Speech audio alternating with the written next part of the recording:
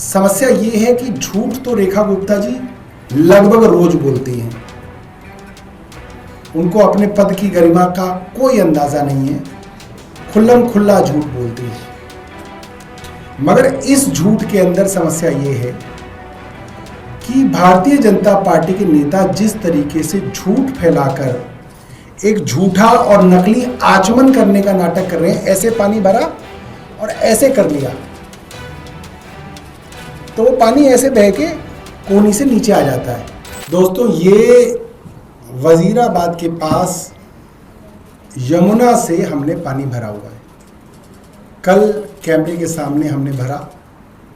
किसी भारतीय जनता पार्टी के नेता को शक हो तो जिस दिन कहेंगे आज कल परसों, मैं उनके साथ जाके इस पानी को दोबारा उनके सामने भरने के लिए तैयार हूँ। ये जो नीचे काला काला जो जमा गया है, ये मल है, पॉटी है लोगों की, जो नजफगढ़ नाले से बह के यमुना में मिली है। इसको मैं हिलाऊंगा तो ये ऐसा है। ये पानी पीने योग्य तो बहुत दूर की बात है, नहाने योग्य भी नहीं है। ये दिख भी रहा है कि ये नहाने योग्य नहीं है। और ये इसी दिल्ली सरकार की, भारतीय जनता पार्टी की सरकार की दिल्ली पोल्यूशन कंट्रोल कमेटी की 2 दिन पुरानी रिपोर्ट है, 23 अक्टूबर 2025 की, जो बता रही है कि जगह जगह पर यमुना के जो सैंपल लिए गए वो प्रदूषित हैं और उसमें मल, पॉटी मौजूद है। और इतनी मौजूद है कि ज़्यादातर जगह पीना तो बहुत दूर की बात है, नहाने योग्य भी नहीं है। ये मैं आपके सामने रख रहा हूं। अब समस्या ये है कि झूठ तो रेखा गुप्ता जी लगभग रोज बोलती हैं। उनको अपने पद की गरिमा का कोई अंदाजा नहीं है, खुल्लम खुल्ला झूठ बोलती हैं।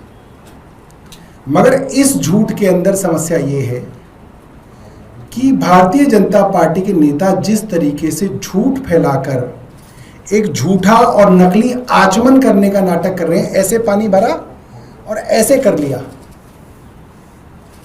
तो वो पानी ऐसे बह के कोनी से नीचे आ जाता है।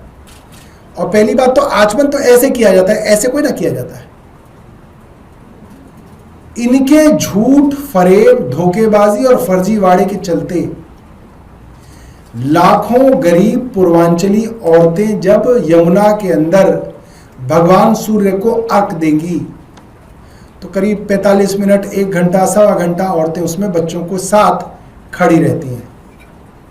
उन बच्चों के मुंह में, नाक में भी ये पानी जाता है। और कोई इनकी बात सच मान के अगर उस पानी को पी लेगा, अपने छोटे बच्चे को पिला देगा, कोई गर्भवती महिला पी लेगी, तो मुझे लगता है कि वो इतना बीमार हो जाएंगे कि शायद उनकी मृत्यु भी हो जाए।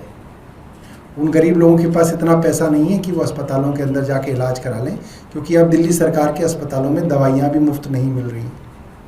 तो मेरा आप लोगों से सिर्फ ये निवेदन है कि अगर किसी को भारतीय जनता पार्टी को वोट देना है तो दे लीजिए, मगर इस पानी का आचमन मत करिएगा। और आप अपने अखबार और टीवी के माध्यम से ये बात जनता तक पहुंचाइए कि झूठे हैं, फरेबी हैं, एक नंबर के मक्कार, झूठ बोलना इनकी आदत है। इनके चक्कर में बिल्कुल ना आइए। पिछले 9 महीने में ऐसा क्या कर देंगे आप सोचिए कि ये यमुना को साफ कर देंगे?